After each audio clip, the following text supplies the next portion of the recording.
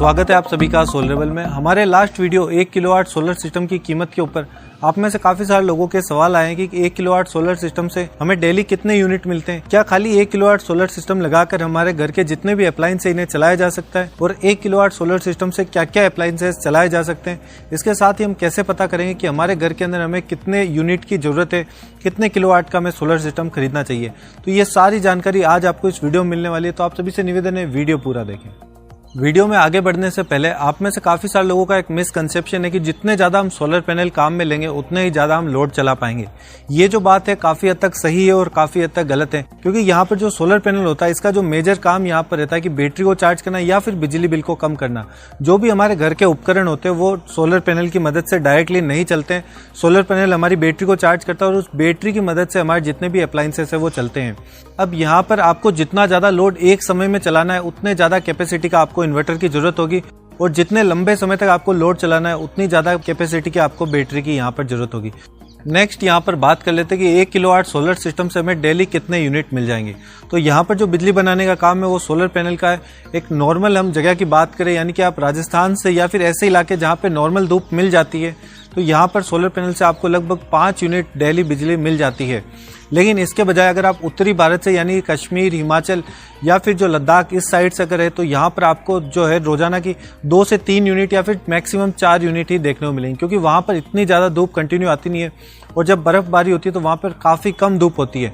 तो ऐसे में जितनी धूप वहां पे आपको मिलेगी उससे आप नॉर्मली बल्ब वगैरह चला सकते हैं, इतनी ही धूप वहां पे आपको मिल पाएगी है। इसके साथ ही बारिश के मौसम में भी हमें 2 से 3 यूनिट बिजली मिल ही जाती है।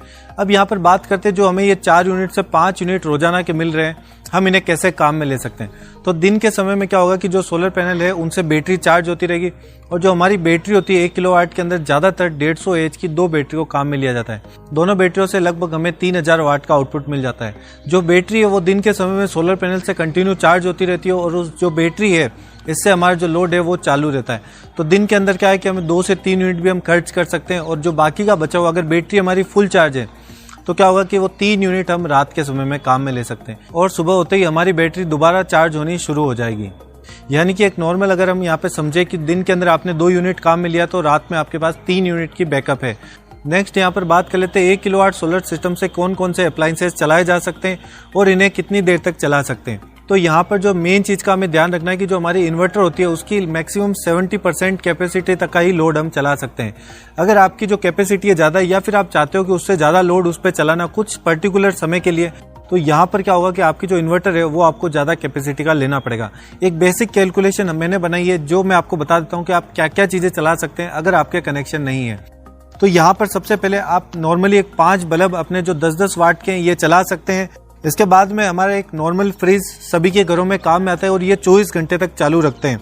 इसके बाद में हम काम में ले सकते हैं 2 फैन। इसके बाद में हम काम में ले सकते हैं यहाँ पर आधा HP की पानी की मोटर, जिसको लगभग क्या होता है 1 से लगा के 2 घंटे तक ही काम में लिया जाता है। जिससे क्या होगा हमारे बैटरी और इन्वर्टर के ऊपर इतना ज्यादा लोड नहीं आएगा, और क्या होगा कि उसके ऊपर हम दूसरी चीजें भी उसी टाइम पे चला सकते हैं।